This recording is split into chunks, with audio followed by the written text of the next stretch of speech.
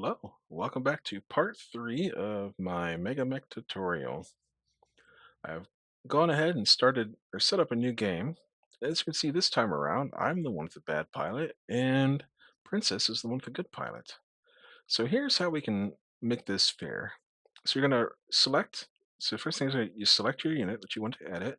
You're going to configure, and most inner sphere pilots start out as 4 or 5, just like that. And this is the standard piloting set that you'll see in most games of Battletech that you play. It's so that everyone's even Steven across the board.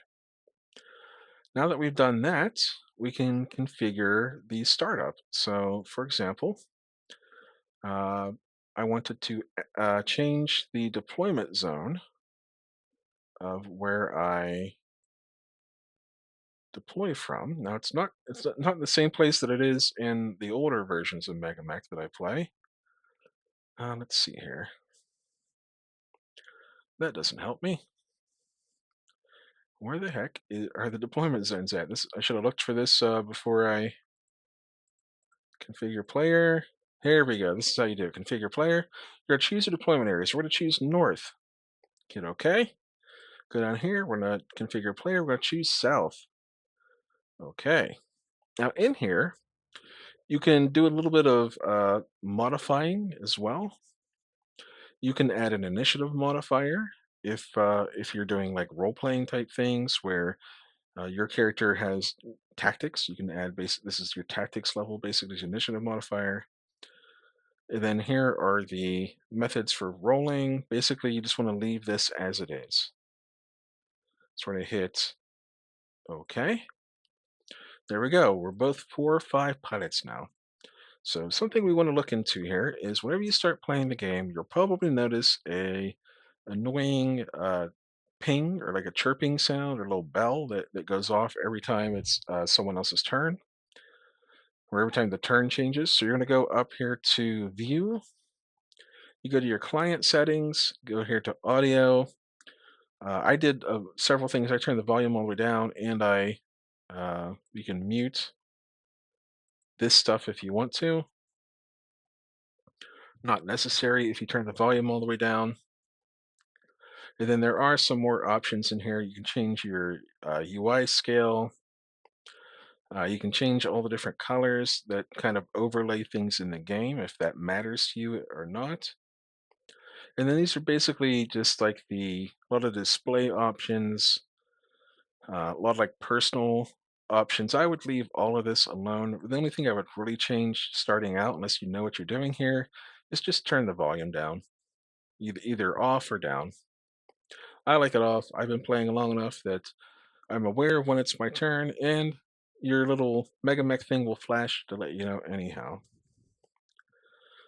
Now, another thing here, you can see that the game year is 3150 and the tech level is standard. If you want, 3150 gives you access to basically all of the mechs.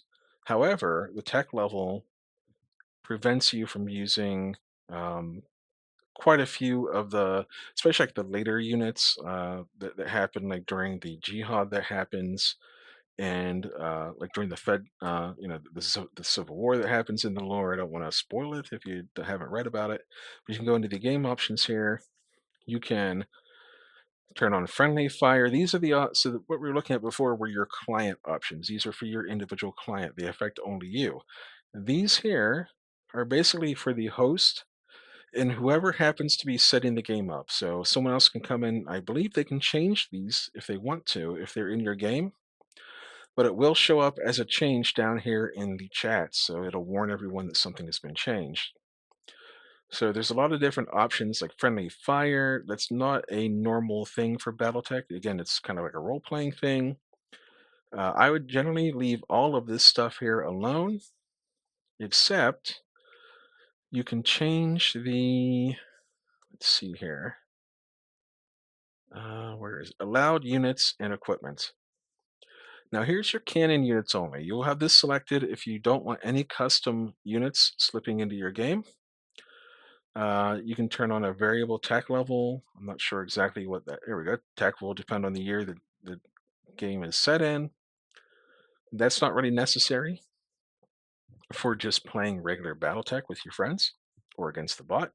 But what you're going to do here is you're going to go all the way down to experimental, and you're going to select that, and that'll open up a few more options when you're choosing units. Essentially, all this is doing, it's allowing you to choose canon units that exist, in the lore, in the rules, all that stuff.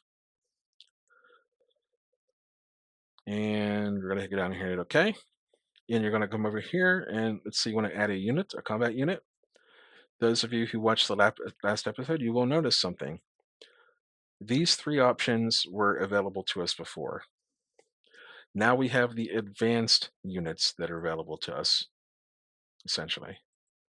So you get your basic, very basic BattleTech. This is like 1980s, like very early 90s BattleTech. And then you have the Total War non-box set, which introduces level 2. You can see right here, rules, level 2 rules. That means pulse lasers. Again, that means XL engines. Basically, they're build rules. Then experimental or advanced and experimental introduces level 3 and level 4 rules. Essentially, the further you go here, the more options become available on these units. You'll see some units like the medium variable speed pulse laser, etc., etc. You won't see that. A sword, I don't think that's level 2. It might be level 2 because they'd have hatchets, but you'll see a lot more little options here for your level 3 stuff. Generally, I've always stuck to the 1 and 2. That's been like I played in the 90s. It might not sound like it, but I played in the 90s, and that was the era that I played in. I actually helped play test uh, several scenarios in BattleTech, like the Dragon Roars, the Northwind Highlanders books. If you go in the back of those books, or in the front of those books, you'll see the various people who play tested. There's like units in there. I was part of the Steel City Mech Warriors here in Pittsburgh, and our basically FASA, who owned the game back then, it was a game company. They did BattleTech, they did Shadowrun, they did Earth Dawn, some of these franchises you may have heard of. They would send out playtest material to trusted groups who would then play amongst themselves and then send feedback about the either the rule sets or the scenario books, etc., etc. Anyhow, that's essentially what I wanted to cover in this particular video. Was some of the little options you can go through. I mean, if you want to get into the minutia of it, you can really get in here and change a lot of these things. However, you will be making this non some of this stuff. If you change it, these especially like the advanced rules, you'll be making it non-viable for uh, standard competitive tabletop BattleTech play. Like if you get together with your friends and you get the BattleTech box set and you want to just play BattleTech on the tabletop, these basically vanilla standard options that come with this program are what you're using. The only thing we changed in here were the allowed units. We basically made it so that there are more units to choose from. That's all we need to cover in this one. I appreciate you if you're watching. If you're still here, hope this helps. I'll see you next time.